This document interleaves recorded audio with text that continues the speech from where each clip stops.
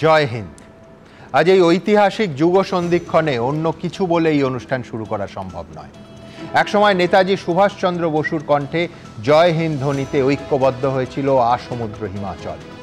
আজাদহিন্দ ফৌজের সমস্ত ভারতীয় একে অন্যকে বলতে পারেন এই রকম একটা সম্ভাষণ খুঁজে বের করার ভার নেতাজি দিয়েছিলেন তার সহযোগী আবিদ আলীকে। পরে নেতাজির কণ্ঠে সেই জয় হিন্দ গোটা ভারতকে এক করেছিল। আজ ভারতীয় সেনাবাহিনীর এই গৌরবের দিনে গোটা ভারতবর্ষ এক। আজ কোনো ধর্মীয় বিভাজন নয়, কোনো রাজনীতির সংকীর্ণতা নয়। আজ পেহেলগামের প্রত্যাঘাতে প্রবল পরাক্রম দেখিয়ে একাধিক জঙ্গি সংগঠনের হেডকোয়ার্টার্স এবং ট্রেনিং ক্যাম্প ধ্বংস করে দিয়েছে ভারতীয় সেনা। আজ ঘণ্টাখানেকের এই সফরে একেবারে ভেঙে ভেঙে দেখাবো আপনাদের যে অপারেশন সিঁদুরে কোন কোন জঙ্গি সংগঠনের কোন কোন ঘাঁটি ধুলোয় মিশিয়ে দিল Bharat. 9 terrorist camps were targeted और पूरी तरह से बर्बाद किया गया। 25 মিনিট, 9টা জঙ্গি ঘাঁটি, 21টা মিসাইল হানা, পাকিস্তানি সন্ত্রাসবাদী গোষ্ঠীগুলির কোমর ভেঙে গুঁড়িয়ে দিল ভারতীয় সামরিক বাহিনী। লস্কর-ই তৈবা, জৈশ-ই মোহাম্মদ, হিজবুল মুজাহিদিনের সদর দপ্তর, জঙ্গি প্রশিক্ষণ কেন্দ্র, লঞ্চপ্যাড ধ্বংসাবশেষে পরিণত হল। भारत ने इस तरह के सीमा पार हमलों का जवाब देने और उन्हें रोकने तथा उनका प्रतिरोध करने के अपने अधिकार का प्रयोग किया है। 26 জনকে ঠান্ডা মাথায় খুন করে নারীদের সিঁথির সিঁদুর মুছে দিয়েছিল জঙ্গিরা। তাই অপারেশন সিঁদুরের মধ্যে দিয়েই বদলা নিল ভারতীয় সেনা। অপারেশন সিঁদুরের নাম প্রধানমন্ত্রী নরেন্দ্র মোদীর দেওয়া। मैंने जिस समय ऑपरेशन सिंदूर पड़ा मैं पहले बहुत देर तक शुभम को देख के मैं रोई हूँ। ঐতিহাসিক মিডনাইট স্ট্রাইকে পাকিস্তান এবং পাক অধিকৃত কাশ্মীরের বেছে বেছে জৈশ, লস্কর এবং হিজবুল জঙ্গিদের ঘাঁটির ধুলোয় মিশিয়ে দিল ভারতীয় সেনা। মঙ্গলবার রাতে মাত্র 25 মিনিটে নিখুঁত টার্গেট করে অপারেশন সিঁদুর শেষ করে ভারতীয় সেনা। রাত 1:04 কোটলিতে লস্কর-ই তৈবার জঙ্গি ঘাঁটি ধ্বংস করা হয়। রাত 1:06 থেকে 1:10 মধ্যে গুঁড়িয়ে দেওয়া হয় মুরিদকেতে লস্কর-ই তৈবার অন্যতম বড় জঙ্গি প্রশিক্ষণ কেন্দ্র। রাত 1:12 ভারতীয় সেনা স্ট্রাইকে ধ্বংসাবশেষে পরিণত হয় বাহুবালে জৈশ-ই মোহাম্মদের হেডকোয়ার্টার। রাত 1:15 টার্গেট করে উড়িয়ে দেওয়া হয় শিয়ালকোটের জঙ্গি ঘাঁটি। রাত 1:17 ভারতীয় সেনা স্ট্রাইকে ধ্বংস হয়ে যায় মুজফফরাবাদের জঙ্গি ঘাঁটি। রাত 1:19 ভিম্বার, রাত 1:22 চক কামরু, রাত 1:25 গুলপুরে জঙ্গি ঘাঁটি ধুলোয় মিশিয়ে দেওয়া হয়। রাত 1:28 গুঁড়িয়ে দেওয়া হয় মুরিদকেতে জঙ্গি সংগঠন লস্করের আরেকটি ঘাঁটি। নারী শক্তির জয়গাথার মধ্যে দিয়ে জঙ্গিদের জবাব দিল ভারত। সেই সঙ্গে পাকিস্তানের ধর্মীয় বিভাজনের কৌশলকেও ছত্রভঙ্গ করে দিতে জঙ্গি ঘাঁটি ধ্বংসের পর একযোগে সাংবাদিক বৈঠক করলেন ভারতীয় সেনাবাহিনীর কর্নেল সোফিয়া কুরেশি ও ভারতীয় বায়ুসেনার wing commander Vyomika Singh. Operation Sindoor 22 अप्रैल को पहलगाम में हुए विभत्स आतंकवादी हमले के शिकार मासूम नागरिकों व उनके परिवारों को न्याय देने के लिए लॉन्च किया गया था। It must be said that the Indian Armed Forces are fully prepared to respond to Pakistani misadventures, if any, that will escalate this situation. মঙ্গলবার রাতের অন্ধকারে ভারতীয় বায়ুসেনার রাফালের গর্জনে কেঁপে উঠল পাকিস্তান এবং পাক অধিকৃত কাশ্মীর। স্ক্যাল্প মিসাইল, হ্যামার বম্বে ধুলোয় মিশে গেল একের পর এক জঙ্গি ঘাঁটি। যেখান থেকে 2008 সালের মুম্বাই হামলা এবং 2019 সালের পুলওয়ামা জঙ্গি হামলার ছক কষা হয়েছিল এবং তার জন্য জঙ্গিদের প্রশিক্ষণ দেওয়া হয়েছিল। গভর্নমেন্টের থেকে আমরা যেটা চেয়েছিলাম গভর্নমেন্ট অ্যাকশন নিয়েছে। মঙ্গলবার রাত জেগে ভারতীয় সেনার অপারেশনে নজর রেখেছিলেন প্রধানমন্ত্রী। বুধবার মন্ত্রিসভার বৈঠকে তিনি বলেন, সবার জন্য গর্বের দিন। कल रात हमारी भारतीय सेनाओं ने अपने अद्भुत शौर्य और पराक्रम का परिचय देते हुए एक नया इतिहास रच दिया है। 1971 সালে যুদ্ধের পর এই প্রথমবার ভারতীয় সেনাবাহিনী, নৌবাহিনী এবং বায়ুসেনা একযোগে পাকিস্তান ও পাকিস্তান অধিকৃত কাশ্মীরের ভিতরে সন্ত্রাসবাদী ঘাঁটির বিরুদ্ধে অভিযান চালালো। 9 terrorist camps were targeted और पूरी तरह से बर्बाद किया गया। एबीपी आनंद। দেখুন, ভারত পাকিস্তান নয়। অপারেশন সিঁদুরে কোনো পাকিস্তানি নাগরিককে টার্গেট করা হয়নি। এমনকি সামরিক বা অসামরিক কোনো এস্টাবলিশমেন্টকে ভারত আক্রমণ করেনি। একেবারে স্পষ্ট বলছি, গত রাতে 9টা জঙ্গি ঘাঁটিকে এয়ার স্ট্রাইকে উড়িয়ে দিয়েছে ভারত, এবং এই 9টা জঙ্গি ঘাঁটি 3টে কুখ্যাত জঙ্গি সংগঠনের সঙ্গে যুক্ত। 1 লস্করে তৈবা, 2 জৈশ-এ মোহাম্মদ এবং 3 হিজবুল মুজাহিদিন, যে 3টে জঙ্গি সংগঠনকে রাষ্ট্রসংঘ নিষিদ্ধ করেছে। 9টা ঘাঁটির মধ্যে 5টা পিওকে মানে পাক অধিকৃত কাশ্মীরে, আর বাকি 4টে ঘাঁটি পাকিস্তানের মূল ভূখণ্ডে, পাকিস্তানের প্রাণকেন্দ্র পাঞ্জাব প্রদেশে। আমি প্রথমে ব্রিগেডিয়ার দেবাশিস দাসকে অনুরোধ করব যে সন্ত্রাসবাদের বিরুদ্ধে ভারতের এই দৃঢ় পদক্ষেপকে বুঝিয়ে দিতে, একেবারে ভিডিও ওয়ালের কাছে চলে আসতে, একটু আমরা বুঝে নেওয়ার চেষ্টা করব যে এই গোটা বিষয়টা ঠিক কীভাবে হয়েছে। আমি প্রথমে লস্কর পার্টে আসব।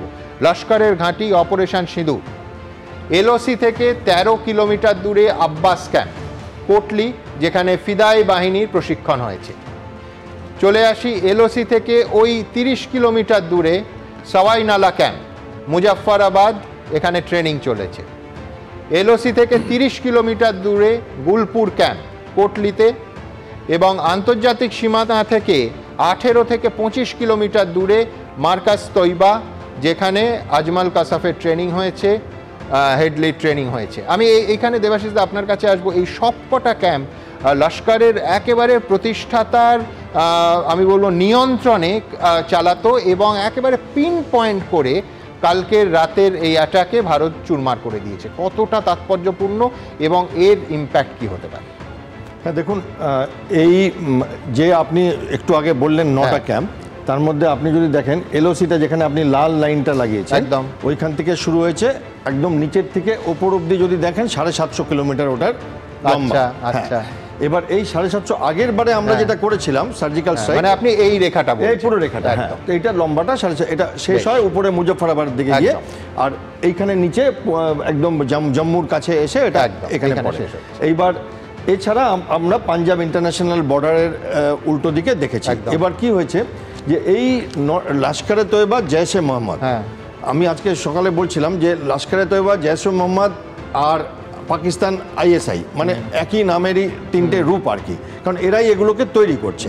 এবার এই মানে এই হাফিজ সঈদই একটা রাষ্ট্রপ্রধান, ছোটখাটো রাষ্ট্রপ্রধানের মতো। হ্যাঁ, মাসুদ আজহার হাফিজ সঈদ মানে রাষ্ট্রপ্রধানের থেকেও বেশি সিকিউরিটি পাচ্ছে এই মুহূর্তে, বোধহয় শাহবাজ শরীফের থেকে বেশি সিকিউরিটি আমার মাসুদ আজহারের কাছে আছে। এনিওয়ে, তো এইবার আগে আমরা এই এলওসি ক্রস করে সার্জিক্যাল স্ট্রাইক করেছিলাম, সে 2016 মনে আছে আমরা প্রোগ্রাম করেছিলাম, তখন বোধহয় এই ম্যাপটা আপনি নতুন ইনঅগ্রেট করেছিলেন, এবং এইবারে সেইবারের বিস্তৃতিটা ছিল সে 150 কিলোমিটার দর। এখন বিস্তৃতিটা অনেক বড়, তার কারণ হচ্ছে পিওকেতে আমরা করব এটা পাকিস্তান জানতো, কিন্তু এই তলার দিকে যেটা আছে সেটা হচ্ছে পাঞ্জাব প্রভিন্স। এবার পাঞ্জাব প্রভিন্সে এরা বড় স্পর্শকাতর, আর আমরা করেছি কোথায়, জম্মুর উল্টো দিকে, যেখানে ওই কালকে নদীটা শুকিয়ে গেছে দেখাচ্ছিলাম, ওই নদীটা এসে যেখানে পৌঁছাচ্ছে ওটা সিয়ালকোট সেক্টর আর কি। হ্যাঁ, ওই, এবং তার তলায় প্রায় রাজস্থানের বিকানেরের উল্টো দিকে হচ্ছে এই ভাওয়ালপুর। এইটা এদের টেররিস্টদের ভিআইপিদের জায়গা, এইটাকে এরা ঠুকেছে। আর মুরিদকে লাহোরের একদম পাশে। এবার কি হচ্ছে, পাঞ্জাবে আজকে সকালে আমরা নিজেরাও কথা বলছিলাম যে পাঞ্জাবে যত পাকিস্তানের যে 5টা প্রভিন্স আছে তার মধ্যে পাঞ্জাব প্রভিন্সে থাকে যত মানে ঘাগ পাকিস্তানের আর্মি চিফ বলুন বা লস্করে তৈবার চিফ বলুন, সব পাঞ্জাবে বড় বড় বাংলো করে থাকে, এবং পাঞ্জাবটাকে তারা কোনো রকমভাবে কিছু করতে দিতে পারে না। এখানে ভারতীয় সেনাবাহিনী পাঞ্জাবে আঘাত এনেছে, এবং আপনি বলছেন যে পাকিস্তানের কোনো ধারণাই ছিল না যে পাঞ্জাবে মানে মূল ভূখণ্ডের পাঞ্জাব প্রভিন্সে ভারত হানা দিতে পারে বা তাদের কোনো ক্ষতি, এবং হয়তো এই পাক অধিকৃত কাশ্মীর কিছু অংশ ভিভিআইপি যারা সন্ত্রাসবাদের ক্ষেত্রে তাদের হয়তো সরিয়ে মূল ভূখণ্ডেই রেখেছিল। তাদের সরলে কি হবে, তাদের বাড়িঘর সব তো ওখানে, এবং তাদের না মানে এই যে পাঞ্জাবে আঘাত হানা হয়েছে এটাতে খালি টেররিস্ট ক্যাম্প না, পাকিস্তানের মিলিটারি শাসকদের আত্মাকে আঘাত আনা হয়েছে, তাদের ইগোতে আঘাত আনা হয়েছে যে next is your house partner, right? তো এই ব্যাপারটাতে একটা বিরাট। আর এলওসির ক্যাম্পগুলোতে যেগুলো হয়েছে, এবং আপনি যদি দেখেন আজকে প্রত্যেকটা ক্যাম্পে আগে কি পাপ তারা করেছিল তার সাজা আজকে দেওয়া হলো, কোনোটা মুম্বাইয়ের, কোনোটা প্রত্যেকটা ক্যাম্পের বলে করা হয়েছে। এই কথায় আমি দেখাই, সেটা হচ্ছে যে আজমাল কাসাফের এই মার্কাস তৈবা এই ক্যাম্পে তাকে এবং হেডলিকে তার ট্রেনিং হয়েছিল বারবার সেই সময়, এমনকি ওই নার্কো টেস্টেও বারবার আমরা দেখি যে এই মার্কাস তৈবা ক্যাম্পের কথা। ডেভিড হেডলি এখানে ট্রেনিং করেছে এবং আপনাদের এই যে মুম্বাইয়ের জেলে আছে তেহুর রানা, ও এখন তো আছে, ও তো মানে এই সমস্ত ব্যাপারে ওরা রানা এবং প্রমাণের কোনো অভাব নেই। পাকিস্তানের সাথে আমাদের প্রমাণের অভাব নেই, বাট আজকে যদি দেখেন আপনি, আমাদের ফরেন সেক্রেটারি এই কথাটাও বলেছে যে আমরা প্রমাণ এবং তথ্য নিয়ে বসে আছি, যে মানে আমরা যে জাস্টিফাইড স্ট্রাইক করেছি, উনি বলেছেন আমাদের অধিকার সম্পন্ন স্ট্রাইক করেছি এবং এসকালেটরি ল্যাডারকে ডিস্টার্ব না করে এবং অত্যন্ত দায়িত্বজ্ঞানের সঙ্গে। তো এই পাঞ্জাবের স্ট্রাইকটাতে ওরা একটু মেন্টালি ডিস্টার্বড আছে। দ্বিতীয় কথা, একটা ছোট্ট জিনিস, যে কালকে আপনাদের একটা সেমিনার চলছিল দিল্লিতে, এবার আপনাদের সেমিনার চলছে দিল্লিতে, সেখানে প্রাইম মিনিস্টার এলেন এবং তিনি একটা জোকও মারলেন। কেউ বুঝতে পারেনি যে 1.5 ঘন্টা পরে উনি টিভির সামনে বসে যাবেন, স্ট্রাইক দেখবো। এবং যখন তিনি সামিটে বলছেন ওই আত্মবিশ্বাসী চেহারায়, তার 4 ঘন্টার মধ্যে এত বড় হানা একবারও আমরা কেউ তার। এবং আরেকটা ইন্টারেস্টিং ব্যাপার, যে ড্রিল হচ্ছে, যে ড্রিলে আমরা যেভাবে চিন্তা করছিলাম, সকালবেলা আপনাদের গাড়ি এলো যখন ভোর মানে কাক ভোরে, তো তখন জানতে পারলাম যে ওই সাইরেনগুলো এখানে না বেজে পাকিস্তানে বাজছে আর কি, যে ড্রিলে। এবং একটা ব্যাপার ছিল যে আমাদের প্রাইম মিনিস্টারের বোধহয় কোনো ফরেন ভিজিট ছিল, আর 7 তারিখে আমরা ড্রিল করব, তো ওরা ধরে রেখেছিল যে 8 তারিখ থেকে 12 তারিখের মধ্যে একটা কিছু করবে, আমরা বসে দেবো। ওরা ভাবতে পারেনি যে উনি সেমিনার করে এবং এই করে ড্রিল করাতে করাতে আগে এমনভাবে করে দেবেন। সেটা একটা সারপ্রাইজ এলিমেন্ট যেটা ভারতীয় সেনাবাহিনী ব্যবহার করেছে খুব সুন্দরভাবে। প্লাস প্ল্যাটফর্ম যেটা ব্যবহার করেছে, দেখুন আমরা আইবি ক্রস করিনি, এবং আমি নির্দ্বিধায়, আমার সাথে এত ডিফেন্সের সিনিয়র অফিসাররাও রয়েছে, নির্দ্বিধায় বলতে পারি আমার বন্ধুরা তো এখনো চাকরি করছে, তাদের সাথে এই রকম যে স্ট্রাইক ক্যাপাবিলিটি, যে পারফেক্ট অ্যাকিউরেট পিন পয়েন্ট মানে টেকনোলজি ব্যবহার করে, ইন্টেলিজেন্স রেখে মিসাইল ফটো দেখে দেখে চিনে নিতে পারে কোথায় টার্গেটে ঢুকবো, এই ব্যাপারটা আমাদের দেশের আছে, আজকে ভাবতে ভালো লাগছে। একদম একদম, অনেক ধন্যবাদ ব্রিগেডিয়ার দাস। আমি এইখান থেকে আপনাদের আরও একবার দেখাবো যে লস্করের, আমি বারবার বলছি যে 3টে ভাগে এই গোটা এই 9টা জঙ্গি ঘাঁটি যে ভারতীয় সেনাবাহিনী দুর্মুষ করে দিল, গুঁড়িয়ে দিল, 3টে ভাগে আমরা ভাগ করেছি। আমি দ্রুত একবার দেখাবো এই লস্করের অংশে ঠিক কতটা আঘাত, কিভাবে এই জঙ্গি, এই সন্ত্রাসবাদের কার্যত কোমর ভেঙে দিল ভারতবর্ষ। দেখুন,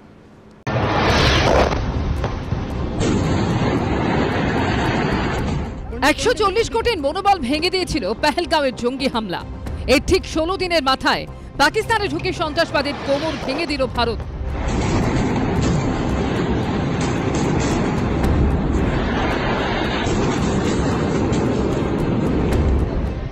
অপারেশন সিঁদুরে উড়িয়ে দেওয়া হলো লস্করে তৈবার প্রধান ঘাঁটি মসজিদ ও মার্কাজ তৈবা।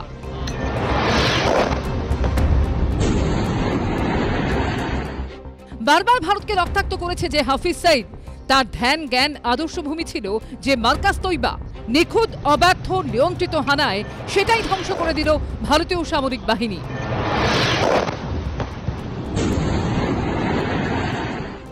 কুখ্যাত সন্ত্রাসবাদী ওসামা বিন লাদেনের আর্থিক সাহায্যে লস্করে তৈবার যে সদর দফতর গড়ে উঠেছিল, যেখানে প্রশিক্ষণ নিয়েছিল 26/11 মুম্বাই হামলার জঙ্গি আজমাল কাসফ, তার আজ এই অবস্থা, এই পরিণতি। पहलगाम आतंकवादी हमले की जांच से पाकिस्तान के साथ आतंकवादियों के संपर्क उजागर हुए हैं। रेजिस्टेंस फ्रंट द्वारा किए गए दावे और लश्कर-ए-तैयबा से ज्ञात सोशल मीडिया हैंडल द्वारा इसको रीपोस्ट किया जाना इसकी पुष्टि करता है। चश्मदीद गवाहों और विभिन्न जांच एजेंसियों को उपलब्ध अन्य सूचनाओं के आधार पर हमलावरों की पहचान भी हुई है। গত 22 এপ্রিল বাইসারানে 26 জনকে খুন করে জঙ্গিরা। হামলার দায় স্বীকার করে লস্করে তৈবার শাখা সংগঠন দ্য রেজিস্ট্যান্স ফ্রন্ট। এরই পাল্টা অপারেশন সিঁদুর চালালো ভারত। তবে বারবার সরকারের পক্ষে স্পষ্ট করে দেওয়া হয়েছে পাকিস্তানের কোনো সামরিক ঘাঁটিতে হামলা করেনি ভারত। সাধারণ নাগরিকদের কোনো ক্ষয়ক্ষতি করা হয়নি, শুধুমাত্র জঙ্গি ঘাঁটি ধ্বংস করা হয়েছে। हमने केवल उन्हीं को मारा जिन्होंने हमारे मासूमों को मारा। साथियों, प्रधानमंत्री श्री नरेंद्र मोदी के नेतृत्व में हमारी सेनाओं ने ऑपरेशन सिंदूर लॉन्च करके पहले की तरह ही इस बार भी आतंकियों को ट्रेनिंग देने वाले कैंप्स को तबाह करके करारा जवाब दिया है।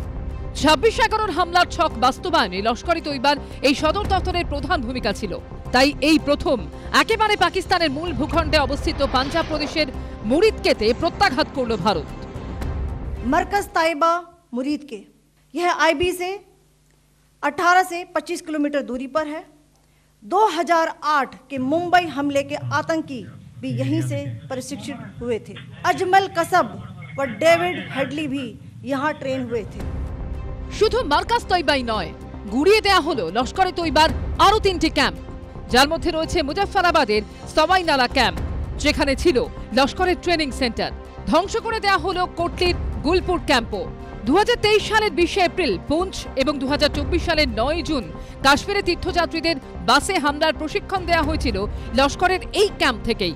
এই কোটলিতেই লস্করের আরেকটি ঘাঁটি আব্বাস ক্যাম্পও ধ্বংস করে দিল ভারতের সশস্ত্র বাহিনী। এই ক্যাম্পেই তৈরি করা হতো লস্কর-ই তৈবার ফিদায় বাহিনী।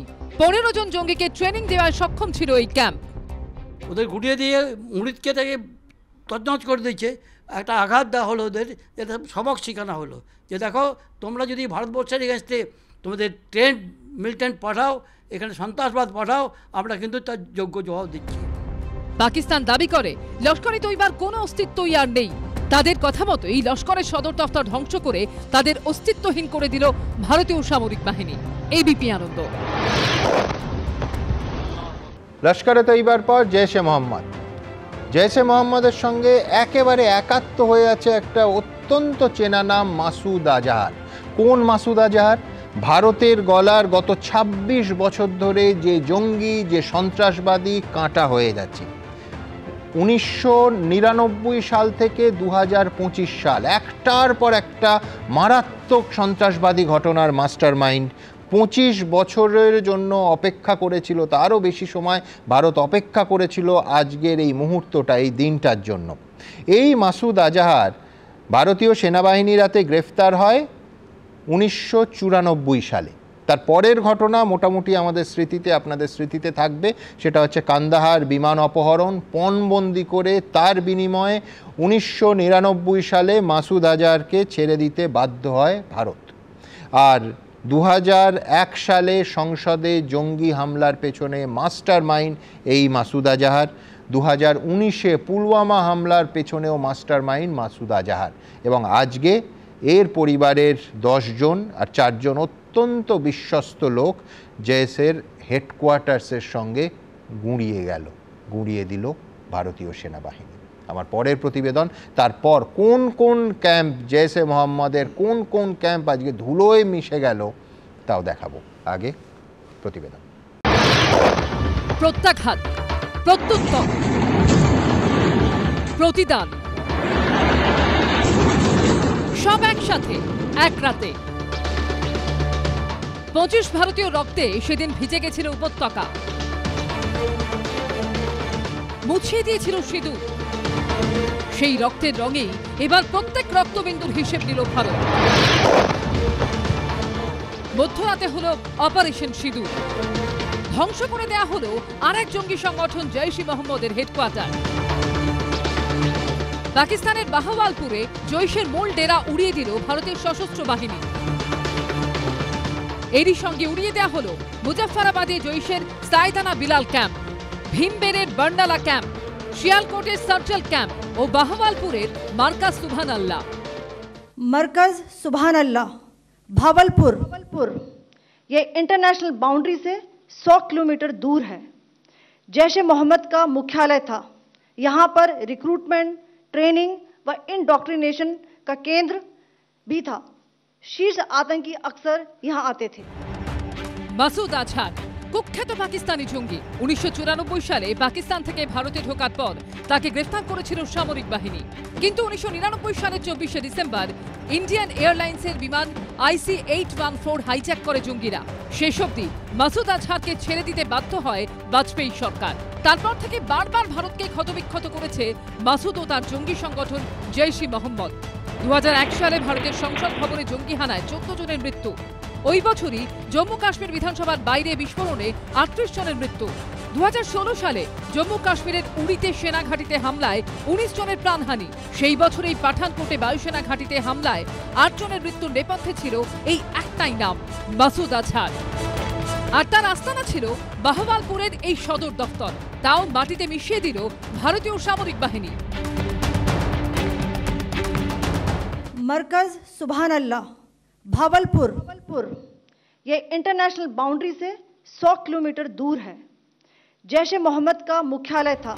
লাহোর থেকে 400 কিলোমিটার দূরে বাহওয়ালপুর পাকিস্তানের দ্বাদশ বৃহত্তম শহর। 18 একর জমি জুড়ে জৈশের এই ক্যাম্পাস। জৈশের প্রতিষ্ঠাতা মৌলানা মাসুদ আজহারও বাহওয়ালপুরের বাসিন্দা, এই ক্যাম্পাসেই থাকতো, আর সেটাই গুঁড়িয়ে দিল সেনা। यहाँ पर रिक्रूटमेंट, ट्रेनिंग व इंडॉक्ट्रिनेशन का केंद्र भी था। शीर्ष आतंकी अक्सर यहाँ आते थे। বিস্ফোরণে মাসুদ আজহারের সহযোগী ও পরিবারের সদস্য সহ 14 জন নিহত হয়েছেন।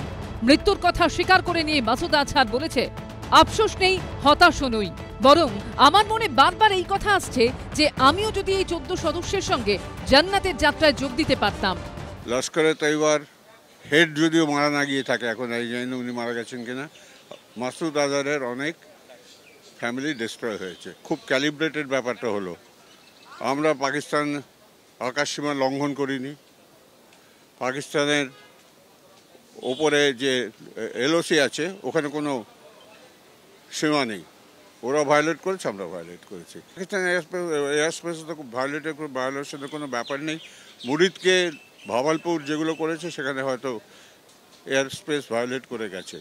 পহেলগাঁওয়ে হামলার ঠিক 3 দিন আগে জৈশ ই মোহাম্মদের এই হেডকোয়ার্টারে ঢুকতে দেখা গেছে প্যালেস্তানীয় জঙ্গি সংগঠন হামাসের কমান্ডার খালিদ কাইয়ুমিকে।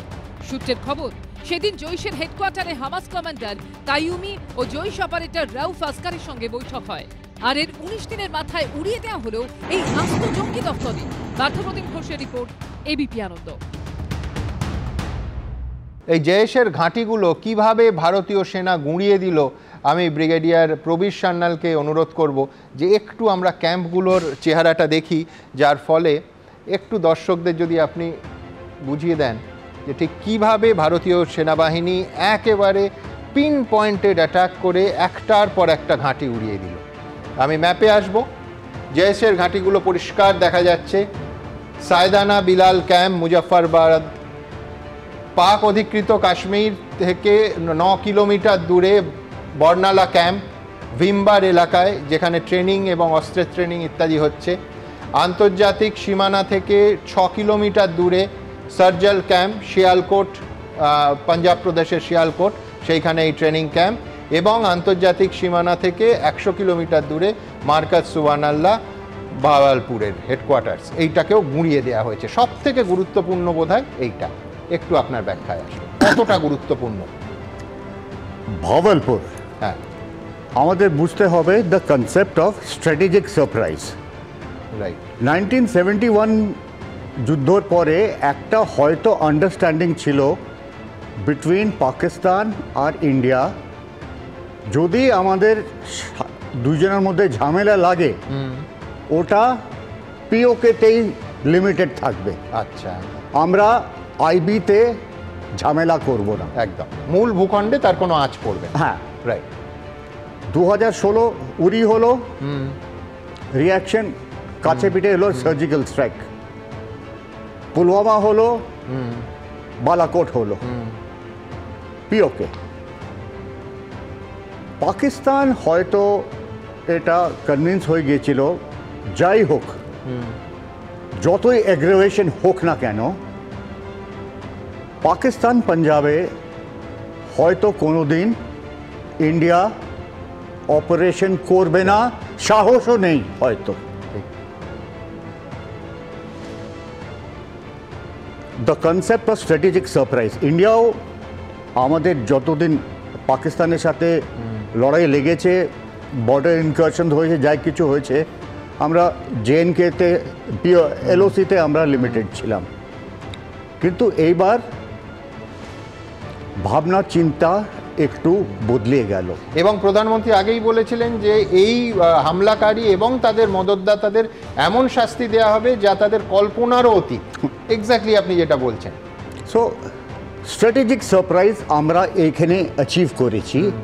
পাকিস্তান হয়তো রিল্যাক্স করছিল এখানে, যদিও ইন্ডিয়ান রেসপন্স আসে, অ্যাটাক আসে, ওটা এলওসির সেক্টরে হবে, যেখানে পাকিস্তান আর্মি ওয়েল ডিপ্লয়েড। অর্থাৎ ব্রিগেডিয়ার সান্যাল, আপনি বলছেন যে ভারতবর্ষ যে শিয়ালকোটে বা পাঞ্জাব প্রদেশে একেবারে সরাসরি হামলা করবে, এটা পাকিস্তানের কল্পনারও বাইরে ছিল। কল্পনার বাইরে একদম। আমি এখান থেকে আমার দ্বিতীয় প্রশ্নে আসব, যে এই এতগুলো জয়েশের ক্যাম্প গুঁড়িয়ে দিলে এটা কি জয়েশ মোহাম্মদের মানে যে সন্ত্রাসবাদীদের কোমর ভেঙে দেওয়া বলা চলে? মানে এরপর তাদের ঘুরে দাঁড়ানো কতটা কঠিন, ঠিক কতটা বড় ধাক্কা পাকিস্তান অর্থাৎ মদতদাতা এবং যারা করেছে এই জয়েশে মোহাম্মদের মতো সন্ত্রাসবাদী জঙ্গি গোষ্ঠীগুলো? আমার না একটা র্যাডিক্যাল ভিউ আছে, যেটা সাধারণ লোক বুঝবে না। যতদিন ইন্ডিয়া পাকিস্তান আর্মির কোমর না ভাঙে, আচ্ছা, টেরর অ্যাটাক ইন্ডিয়াতে চলতেই থাকবে। আমাদের সাথে অনলি ওয়ান সলিউশন, পাকিস্তান আর্মির ওপরে কতটা আমরা ক্ষতি করতে পারি, যাতে কি পাকিস্তান বুঝে যায় যে ইন্ডিয়ার সাথে আর খোঁচা দেওয়া চলবে না। 1971 ওয়ারে পাকিস্তান বুঝে গেল যে ইন্ডিয়াকে আমরা হামলা করতে পারবো না। 48-এ করেছে, 65-এ করেছে, 71-এ করেছে, কিন্তু 71-এ মার খাওয়ার পরে ওরা বলেছে ইন্ডিয়ার সাথে আমরা অ্যাটাক করব না। অর্থাৎ আপনি বলছেন যে একমাত্র পেশি প্রদর্শন, একমাত্র পেশি শক্তির ব্যবহারই এই উপমহাদেশে শান্তি বজায় রাখতে পারবে। অর্থাৎ পাকিস্তানকে বুঝিয়ে দিতে হবে যে এই শক্তির প্রতিযোগিতায় এলে আরও বড় ক্ষতি, এবং সেই ভয়ে পাকিস্তান তাদের জঙ্গি নাশকতা বন্ধ রাখবে, তাই তো? ইয়েস, অ্যাকচুয়ালি পাকিস্তানকে আমাদের বুঝতে হবে পাকিস্তান কোন দিকে আছে। পাকিস্তান ভেতর থেকে ভেঙে যাবে, ইয়া পাকিস্তান ইন্ডিয়ার কাছ থেকে আবার আঘাত খেয়ে সারেন্ডার করবে, কিংবা আরও ডিফিকাল্ট অবস্থায় পৌঁছে যাবে। একদম। ব্রিগেডিয়ার সান্যাল, অনেক ধন্যবাদ আপনাকে। আমি আবার এই আলোচনার অন্য পার্টে আসব, যে তাহলে ভারতের সামনে এখন কি রাস্তা খোলা আছে। কিন্তু তার আগে এরপর হিজবুল মুজাহিদিন। হিজবুল মুজাহিদিন জেশ কিংবা লস্করের তুলনায় কেউ বলতেই পারেন ছোট সংগঠন, কিন্তু জানেন হিজবুলের সব থেকে বড় নেতিবাচক জায়গাটা কোথায়? সেটা হচ্ছে কাশ্মীরের কখনো দারিদ্র্যের সুযোগ নিয়ে, কখনো অশিক্ষার সুযোগ নিয়ে সাধারণ যুবক যুবতীদের তাদের ব্রেন ওয়াশ করে তাদের জঙ্গি সন্ত্রাসবাদের দিকে ঠেলে দেয়া। ভাবতে পারেন বছরের পর বছর হিজবুল এই কাজটা করে এসেছে। আজকে কত বড় ধাক্কা খেল হিজবুল এই ভারতীয় সেনার আক্রমণে, দেখাবো।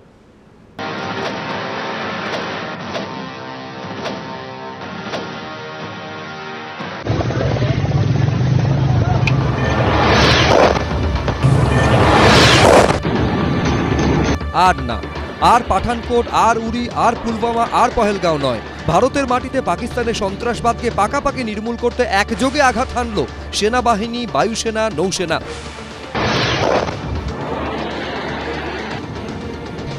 1971 সালের পর প্রথমবার একযোগে এরকম অপারেশন চালালো তিন বাহিনী। শুধুমাত্র পাক অধিকৃত কাশ্মীর নয়, একেবারে পাকিস্তানের ভূখণ্ডে জঙ্গি ঘাঁটি ধ্বংস করল তারা। গোয়েন্দা সূত্রে জানা গেছে, যে 9টি জায়গায় ভারতীয় সেনা প্রত্যাঘাত করেছে তার 4টি পাকিস্তানের এবং 5টি পাক অধিকৃত কাশ্মীরে। পাক পাঞ্জাবের যে 4টি জায়গায় আঘাত হানা হয়েছে তার মধ্যে রয়েছে বাহাওয়ালপুর, মুরিদকে এবং শিয়ালকোট। অন্যদিকে পাক অধিকৃত কাশ্মীরের মুজফ্ফরাবাদ, গুলপুর, ভিম্বের কোটলিতে জঙ্গি ঘাঁটি ধ্বংস করা হয়েছে। क्यों भारत की सेना ने सटीकता, सतर्कता और संवेदनशीलता के साथ कार्रवाई की है। हमने जो लक्ष्य तय किए थे उन्हें ठीक समय तय योजना के अनुसार सटीकता से उन्होंने ध्वस्त किया है। লস্কর-ই তৈবা, জৈশ-ই মোহাম্মদের মতো আরেক জঙ্গি সংগঠন হিজবুল মুজাহিদিনের ঘাঁটিও ধ্বংস করল ভারতীয় সেনা। ভারত পাক সীমান্ত থেকে মেরে কেটে 18 কিলোমিটার ভেতরে পাকিস্তানের শিয়ালকোটে মেহমুনা জোয়ায় অন্যতম প্রধান ট্রেনিং ক্যাম্প ছিল হিজবুলের।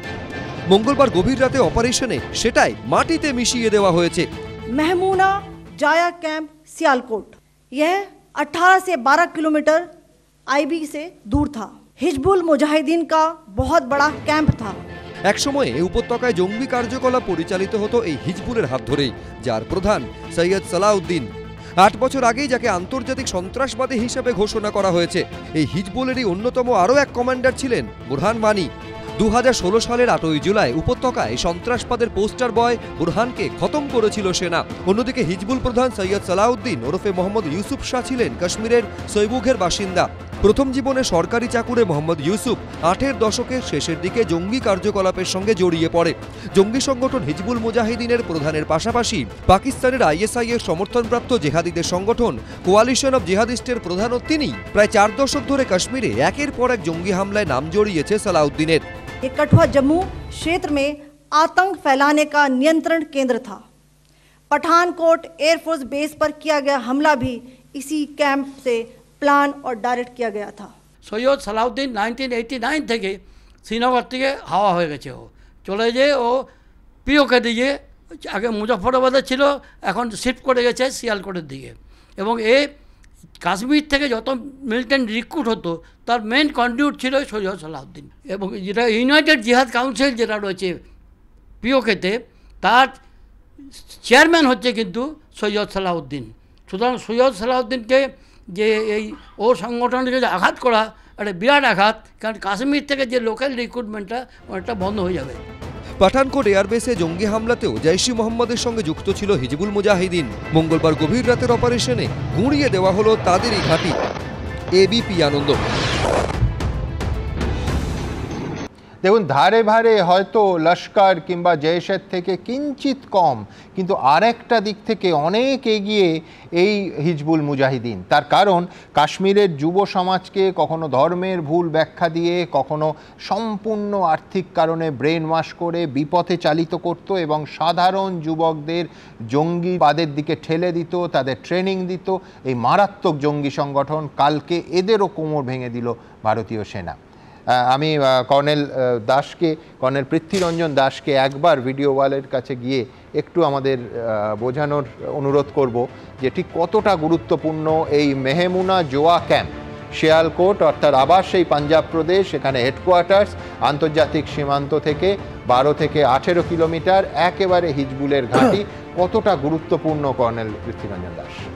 এটার গুরুত্বপূর্ণ অত্যন্ত বেশি, হ্যাঁ, কারণ এটা ইন্টারন্যাশনাল বর্ডারের পাশে এবং এটার লোকেশনটা হচ্ছে আপনার পাঠানকোট এবং সাম্বা এলাকার একদম মাঝামাঝি, মানে পাকিস্তানের মূল ভূখণ্ডে এবং পাঞ্জাব প্রদেশ, পাঞ্জাব প্রদেশে। এবং এই যে হিজবুল মুজাহিদিনের যে লিডার ছিল, আছে কিনা এখনো জানি না বেঁচে, যদি স্ট্রাইকে মারা যায়, যে সালাউদ্দিন, উনি কিন্তু শ্রীনগর ইউনিভার্সিটি থেকে MSc পাস করা একজন লোক, গভর্নমেন্ট স্কুলের টিচার ছিলেন এবং উনি ইলেকশনও লড়েছিলেন। ইলেকশনে হেরে গিয়ে, ইলেকশন 1978 সালে উনি ভোটে দেন, হ্যাঁ, হেরে গিয়ে তারপর উনি মিলিটেন্সিতে যোগদান করেন। ইনিশিয়ালি উনি লোকাল ছেলে মেয়েদের মোটিভেট করে, ইন্ডক্ট্রিনেট করে, আর মাস্টারমশাই মানুষ ইন্ডক্ট্রিনেট করে পাকিস্তানের ক্যাম্পে পাঠাতো। কিন্তু ওখানে দেখা গেল যে পাকিস্তানি যারা ফরেন মিলিটেন্ট, তাদের সাথে এদের ইকুয়েশনটা ঠিক মেলে না। তারপরেই ওরা ডিসিশন নিল যে একে এই জায়গায় আলাদা ক্যাম্প করে দাও। এখন ক্যাম্প করার পরে এর মূল কাজ হলো, যখন ইন্ডাকশন হয়, ফরেন মিলিটেন্ট ঢুকছে, একদম তাদের একটা ইমেজ আগের থেকে তৈরি করা, গাজী সোয়েনসো, সৈয়দ সোয়েনসো এত বড় কাজ করেছে, মিডল ইস্টে এত কাজ করেছে, রাশিয়ার সাথে লড়েছে, এইসব একটা সাইকোলজিক্যাল প্রোপাগান্ডা ওখানে করে তারপরে উনি যখন আসবেন, মানে তো মানুষ মারার খতিয়ান, মানে সেইভাবে সিবি তৈরি হচ্ছে আপনি বলছেন। এনাদের এনে বিভিন্ন জায়গায় শেল্টার করে দেওয়া।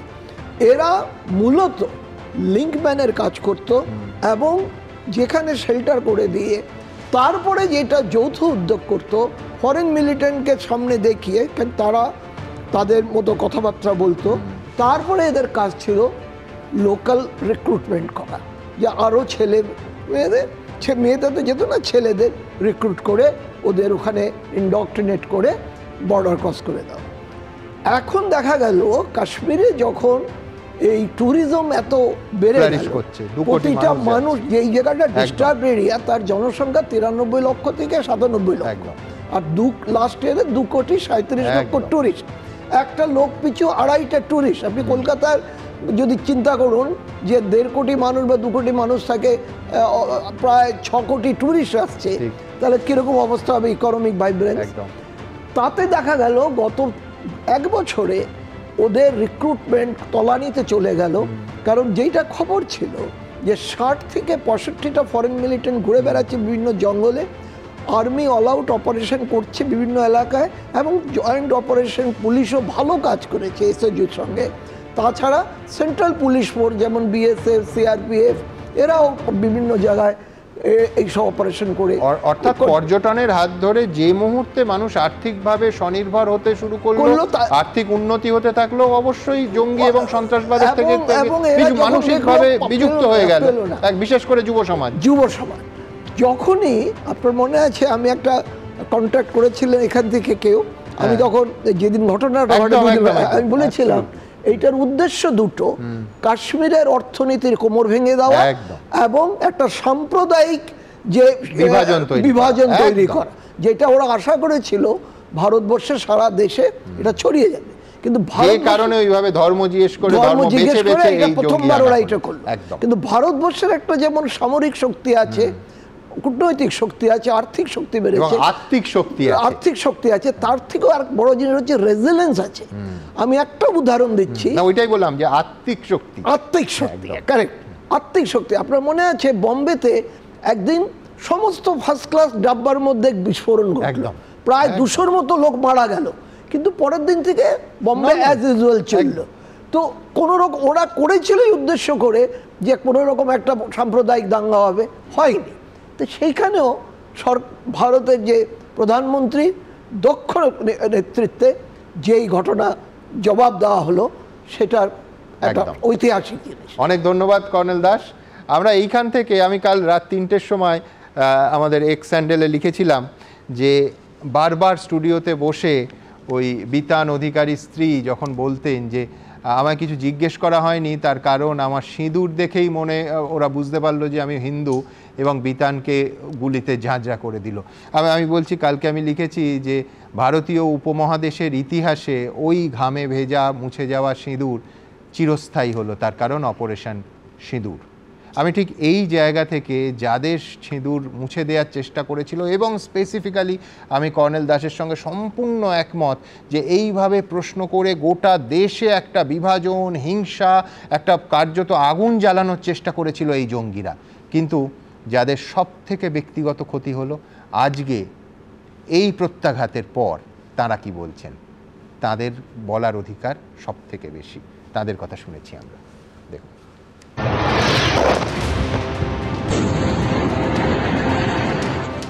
মাত্র 25 মিনিটের অপারেশন,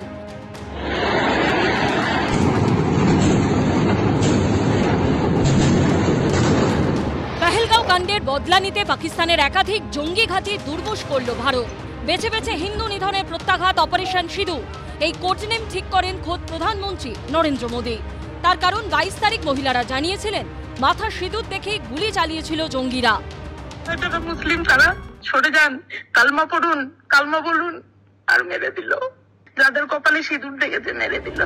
শোকাহতদের মধ্যে ছিলেন সদ্য বিবাহিতরাও। হাতের মেহেন্দির রং উঠে যাবার আগেই তাদের সিঁদুর মুছে গেছিল। হিন্দু মহিলাদের বিবাহিত জীবনের চিহ্ন এই সিঁদুর, যার সঙ্গে জড়িয়ে থাকে স্বামীর প্রতি ভালোবাসা। জঙ্গিদের গুলিতে স্বামীর মৃত্যুতে মুছে গেছে সেই সিঁদুর। নৌসেনা অফিসার বিনয় নারওয়ালের মৃতদেহের পাশে নতমুখে বসে আছেন তার সদ্য বিবাহিতা স্ত্রী হিমাংশী নারওয়াল। এই ছবি নারকীয় হত্যাকাণ্ডের প্রতীক হয়ে উঠেছিল, আর তাই জঙ্গিদের নিকেশ করতেও অপারেশনের কোড নেম দেওয়া হলো অপারেশন সিঁদুর। ये नाम बहुत सही है क्योंकि इस इंसिडेंट की वजह से बहुत औरतों ने, बहुत बहनों ने, बहुत माँओं ने अपनी जान खोई है, अपना एक हिस्सा खो दिया है। ভারতীয় সেনার তরফে অপারেশন সিঁদুরের যে ছবি প্রকাশ করা হয়েছে, সেখানে ইংরেজি হরফে লেখা অপারেশন সিঁদুর। সিঁদুর শব্দে দুটি ও, একটি ও এর মধ্যে সিঁদুর কৌটো, আর দ্বিতীয় ওর বাইরে ছড়িয়ে আছে সিঁদুর। लोगों ने जो चीज़ मेरा ख़त्म किया था, आज उस नाम पे इन लोगों ने इतना बड़ा ऑपरेशन हमारी सरकार ने उनके अगेंस्ट चलाया है। वो लोग तो टारगेट करके मिल्स को मारे हैं, मतलब सिंदूर उजाड़े हैं सबका, मिल्स को ढूंढ के, मतलब जो ये थे। तो इस तरह का घटना ना हो पाए और आगे किसी का सिंदूর না উজাড় পায়। অপারেশন সিঁদুর এই কোডনেমের মধ্যেও জঙ্গিদের যোগ্য জবাব দেওয়াই দেখছেন প্রাক্তন সেনাকর্তারা। কেউ যদি এই হিন্দু একজন মহিলা সিঁদুর মুছে দিতে চায়, সে বলছে সিঁদুর মুছে দিতে চায়, তাহলে তার মনে রাখা উচিত রক্তের রঙও লাল। সিঁদুরের রং যেমন লাল তেমন রক্তের নামে লাল। ওরা সিঁদুর পড়ে না, কিন্তু দেহে রক্ত তো আছে। সো আমরা এই সিঁদুরের বদলা ওদের রক্ত দিয়ে নিয়ে নেব। জঙ্গিরা পুরুষদের মেরে নারীদের ছেড়ে দিয়ে বলেছিল তারা কি করেছে গোটা দুনিয়াকে জানাতে। আর ভারতীয় সেনাবাহিনী জঙ্গিদের মেরে কার্যত বলল এবার জঙ্গিরা গোটা দুনিয়াকে বলুক ভারতীয় সেনা কি করেছে। ময়ূক ঠাকুর চক্রবর্তী ও পার্থপ্রতিম ঘোষের রিপোর্ট, এবিপি আনন্দ। আমি প্রথম দিনই আপনাদের বলেছিলাম যে ইসলামিক মৌলবাদ এর ধাক্কায় একেবারে পেহেলগামের সেই ঘোড়াওয়ালা আদিল শাহ, সাহসী যুবক, ঝাঁপিয়ে তার পর্যটকদের বাঁচাতে, ভারতীয়দের বাঁচাতে, তার ভাইদের বাঁচাতে ঝাঁপিয়ে পড়েছিলেন। আর সেখানে তাকে গুলিতে গুলিতে ঝাঁঝরা করে দেয় এই জঙ্গিরা। সেই আদিল শাহ, হ্যাঁ, এবং তার সঙ্গে তাকে বলে যে কাফের, বিধর্মী। আমি সেই আদিল শাহের ভাইয়ের কাছে, নাসাদ হোসেন শাহ, তার কাছে আমরা পৌঁছে গেছিলাম। কি বলছেন এই প্রত্যাঘাতের পর आदिल शाह भाई? भारत ने जो है बदला लिया है आज, तो ये हम इससे हम बहुत खुश हैं, क्योंकि ये जो निहत्थे लोगों का, मासूम लोगों का इन्होंने कत्ल किया था, उनका बदला ज़रूर ही लेना था। मुझे ये बहुत मतलब खुशी होती है कि मतलब हमारी सेना ने और जो हमारे मोदी जी हैं उन्होंने जो बदला लिया है, तो हम इन पे बहुत खुश हैं। এই হচ্ছে ভারত, আমাদের ভারত। আর এবার দেখাবো ঝন্টু আলী শেখ, রফিকুল শেখ, তার দাদা, যিনি 28 বছর ভারতীয় সেনাবাহিনীতে কাজ করছেন। এই অনুষ্ঠানেও কয়েকদিন আগে অতিথি হয়েছিলেন। রফিকুল শেখ আজকের এই প্রত্যাঘাতের পর কি বলছেন? আমি খুবই খুশি और ভারতীয় সেনার উপর আমার খুবই গর্ব। আর আমি এর আগেও বলেছি যে ভারতীয় সেনা বদলা নেবে, और নিচ্ছে, और আগেও নেবে, ভবিষ্যতে নেবে। হ্যাঁ, সেইটা আজকে সত্যি হলো। আর আমি খুবই খুশি আজকে আমার যে ভাই সদ্য শহীদ হয়েছেন, আমি এইটাই তার বদলা হিসাবে বলবো। দুশ্মন যখনই এইরকম তাদের নাপাক ইরাদা থাকবে, ভারতীয় সেনা তাদের মুক্তর জবাব দেবে। দেখুন, নিঃসন্দেহে ভারতবর্ষ এই পেহেলগামের ভয়ঙ্কর ঘটনার পর 15 দিন ধরে একটা নিখুঁত প্রস্তুতি নিয়েছে। কোল্যাটারাল ড্যামেজ প্রায় নীল, এবং পাকিস্তানে ঢুকে সন্ত্রাসবাদের কোমর ভেঙে দেওয়ার চেষ্টা। কিন্তু পাকিস্তান, তারা তো বসে থাকবে না। আজকে আপনারা জানেন 6:30টায় পাল্টা হুমকি দেওয়া হয়েছে প্রেস কনফারেন্স করে। অসহায় ক্রোধে তারা প্রাথমিকভাবে কি করেছে, যে ওই সীমান্তে 15 জন সিভিলিয়ান, নিরীহ ভারতীয় নাগরিক, তারা উইদাউট প্রভোকেশন ফায়ারিং করেছে এবং শেলিং করেছে। করে এই আনপ্রোভোকড ফায়ারিংয়ে 15 জন ভারতীয়র প্রাণ কেড়ে নিয়েছে। কিন্তু এরপর কি?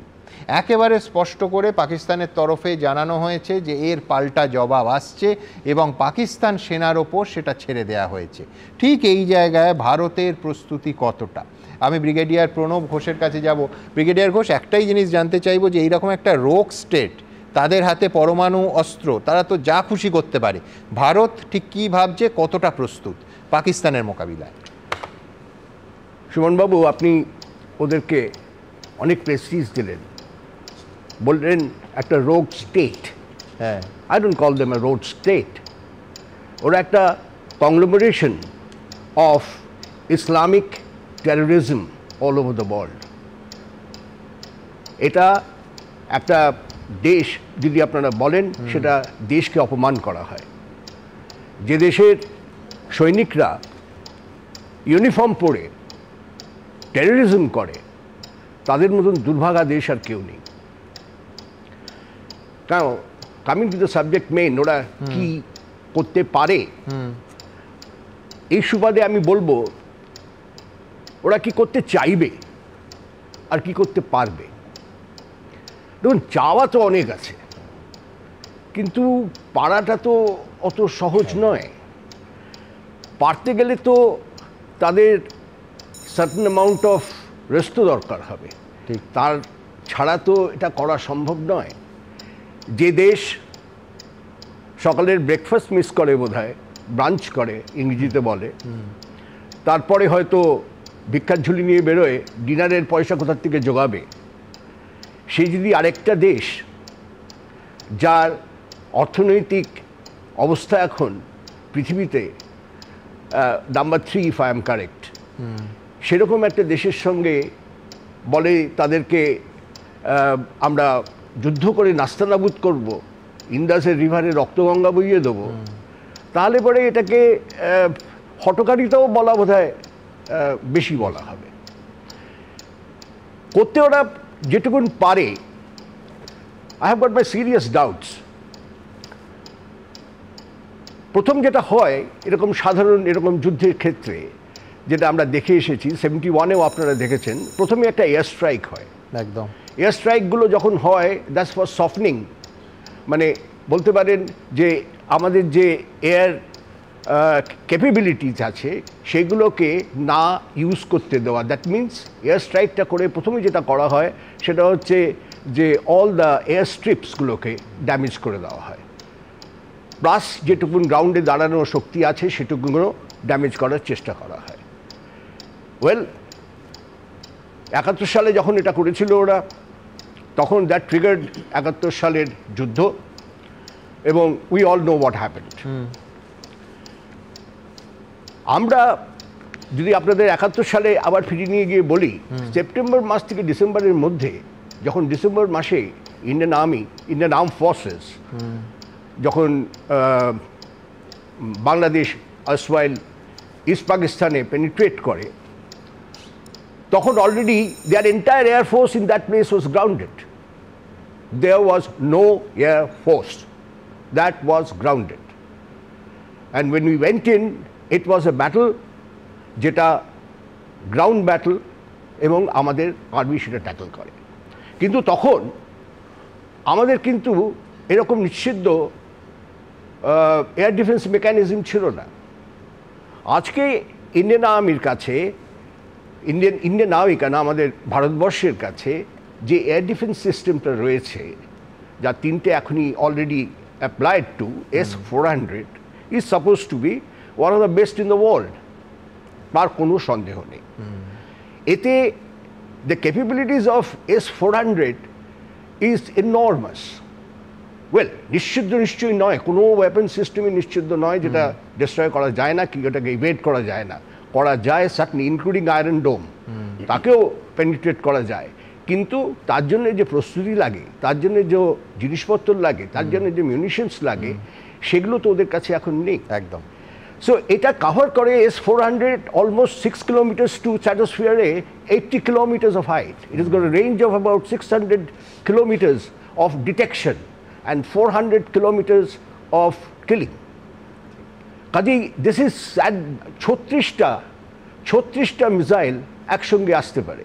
কাজে ইজ সামথিং ভেরি বিগ। এখন যদি ওরা সত্যি, আর তারপরে এরকম প্রিপারেশনের পরে, যখন এটা আচমকা কিছু হচ্ছে না, সোকল্ড আচমকা তো হয় না কখনো, ইন্টেলিজেন্স ইনফরমেশন সব কিছুই থাকে এবং মোটামুটি একটা প্রিপারেশন থাকে। আর এখন তো একটু অগ্নিগর্ভ হয়ে রয়েছে। কাজে এইরকম সময়ে আমাদের defence system is absolutely prepared. So any kind of adventurism যদি হয় ওদের পক্ষে, in striking through air missiles and aircraft, normal aircraft bombing, I think we should be, they'll be living in a fool's paradise too.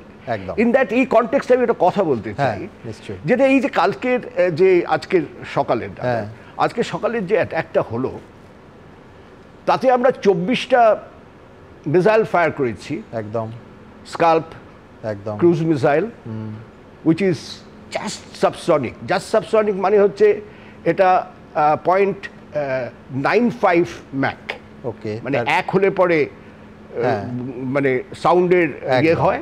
It is 0.95 mach, it is almost supersonic.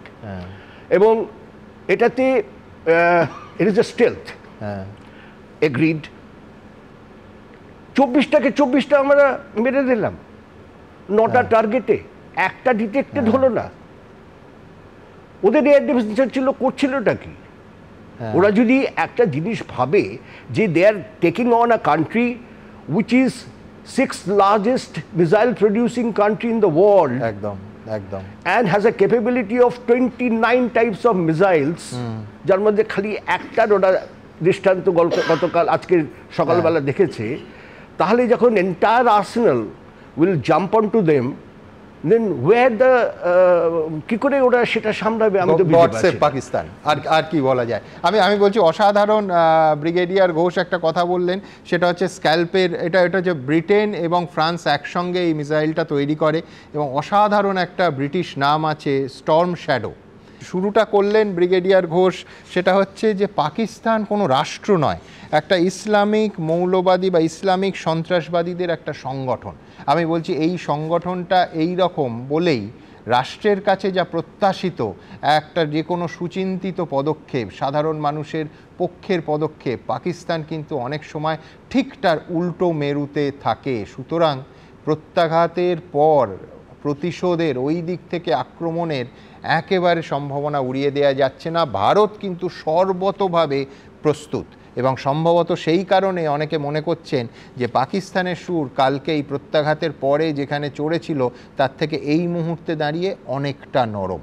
কিন্তু এইবার আমি আসব, সেটা হচ্ছে সরকারের এই পদক্ষেপ নিয়ে পেহেলগাঁওয়ে নিহতদের পরিবার, যারা নিঃসন্দেহে শোকস্তব্ধ, কিন্তু কোথাও একটা সান্ত্বনা পেয়েছেন ভারতবর্ষের এই প্রত্যাঘাতে। কি বলছেন তারা, দেখাবো। আমার হাজবেন্ড এটা নিশ্চয়ই দেখছেন, আজকে অপারেশন সিঁদুর লিখেছে, আমার আজকে সিঁদুর তারা কেড়ে নিয়েছে। ভগবান আমার হাজবেন্ডকে শান্তি। সিঁদুরের জবাব সিঁদুরে।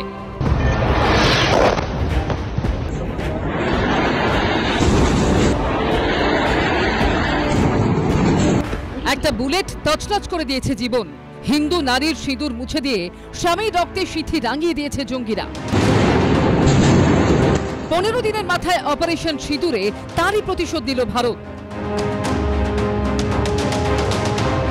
জঙ্গিরা সেদিন পুরুষদের হত্যা করে মহিলাদের বলেছিল মোদীকে গিয়ে বলতে। जिस बंदे ने मेरे पति को मारा ना, वो वही जा रहा था। मैंने उसे बोला मुझे भी मारो, तूने मेरे पति को मारा। मेरे सन में भी बोला, तो उसने हमें नहीं मारा। उसने बोला मोदी को बोलो। उसने बोला नहीं, मोदी को बोलो, कहकर चला गया वहां से। জঙ্গিরা মানে দাদাকে বলছে যে আপনি কি মোদির লোক। উনি শেষ পর্যন্ত শেষ মুহূর্তেও বলেছিলেন হ্যাঁ আমি মোদির লোক, এবং তখনই মেয়েটি বলল যে বাবাকে সঙ্গে সঙ্গে শুট করে দিল। জঙ্গি নিকেশ করতে সেই নরেন্দ্র মোদী অপারেশনের কোড নেম দিলেন অপারেশন সিঁদুর। ভগবান আমার হাজবেন্ডকে শান্তি দিন, আর ভবিষ্যতে যাতে কারোর কপালে সিঁদুর না যায়, এটাই গভর্নমেন্টের কাছে আমার আর কিছু। 26টি তরতাজা জীবনের জবাবে চলল মাত্র 25 মিনিটের অপারেশন। হিন্দু নারীর সৌভাগ্য ও সম্মানের প্রতীক সিঁদুরকে সম্মান জানালো ভারতীয় সেনা। सिंदूर ही तो मिटाया था उन लोगों ने, वो सब लेडीज का, मेरी मम्मी के साथ साथ जितने भी औरतें वहाँ थी वहाँ उन सब का। तो मुझे लगता है ये जो वर्ड सिंदूर दिया गया है इस ऑपरेशन के लिए, ये एकदम अप्रोप्रिएट है, एकदम सही वर्ड उन्होंने रखा है। जब हम लोगों ने पढ़ा कि उसका नाम सिंदूर है, तब हम आधे घंटे तक रो रहे थे। শত্রুকে তো আক্রমণ করতেই হবে, আর আমি চাই যে শুধু মানে একদিন 9টা ঘাঁটি উড়িয়ে দিল তা না। আজকে আপনি 9টা ঘাঁটি উড়িয়ে দিলেন মানে তো সব কমপ্লিট হয়ে গেল না, মতলব যুদ্ধটা যেন পুরো কমপ্লিট করে, এটাই বলতে চাইছি। হিন্দু নারীর বিশ্বাস সিঁদুর শুধু রং নয়, এটি শক্তির প্রতীক, স্বামীর দীর্ঘায়ু কামনার নিদর্শন। তাই সিঁদুর মাথায় করে রাখেন তারা। পাকিস্তানকে সেই সিঁদুরের মূল্য বুঝিয়ে দিল ভারত। পার্থপ্রতিম ঘোষ ও হংসরাজ সিংহ রিপোর্ট, এবিপি আনন্দ।